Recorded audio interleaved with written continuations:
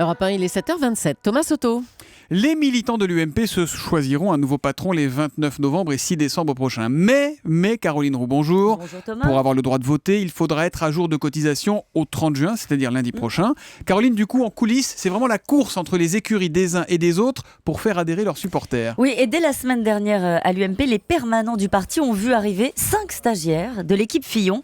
Ils ont directement pris la direction des services des adhésions. Leur mission, faire renouveler ou adhérer les supporters de l'ancien Premier ministre. Alors comme me l'explique un témoin de la scène, ils sont arrivés avec un esprit de revanche, même s'il n'est pas candidat. François Fillon ne veut plus laisser le parti aux mains de ses adversaires. Et franchement, Thomas, on peut le comprendre, c'est de bonne guerre. D'ailleurs, Bruno Le Maire, candidat déclaré à la présidence du parti, lui aussi assume. Il a mobilisé toutes ses équipes pour faire adhérer de nouveaux militants qui lui sont favorables avant lundi. Alors il y a une dizaine de bénévoles qui sont sur le pont à Paris et tous ses correspondants locaux ont été sollicités. Mais comme il l'explique d'ailleurs avec franchise, vu le climat des affaires, c'est difficile. Même les amis qui croient en moi, me dit-il, refusent de mettre un pied dans ce parti. Et les barons locaux confirment les conséquences de Big Malion sont dévastatrices. Le taux de renouvellement, Thomas, par exemple, dans les Yvelines, est de 20% seulement.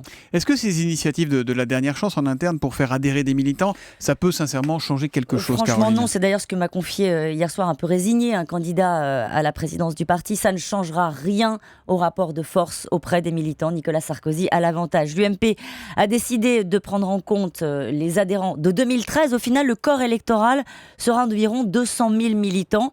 Et une information pour vous ce matin, Thomas, c'est que Nicolas Sarkozy pourra voter puisqu'il a renouvelé il y a peu sa carte. Il est donc à jour de cotisation. Donc il pourra voter et éventuellement se présenter. Voilà un élément de plus qui plaide pour une candidature, non, Nicolas Sarkozy ? Oui, alors ce qui est assez amusant, c'est qu'en ce moment, son entourage déploie beaucoup d'efforts pour nous endormir sur l'air de « il réfléchit, vous savez, sa décision n'est pas prise ». La réalité, c'est que tout le monde a intégré son entrée dans l'atmosphère. Ses amis font remarquer que le deuxième tour pour la présidence du parti, donc de l'UMP, se déroulera le 6 décembre et ce sera le jour de la Saint-Nicolas, qu'il profite de sa fête. Ce sera la bataille la plus facile. La suite, il le confie lui-même à ses visiteurs, ce sera 3 ans d'enfer. Ouais, enfin, si vous y allez par là, le 29 novembre, date du premier tour, c'est l'anniversaire de Jacques Chirac. Oui. Après, qu'en déduire ? Bon, l'info politique de Caroline Roux. C'est quand ? Moi, c'est le 3 juillet.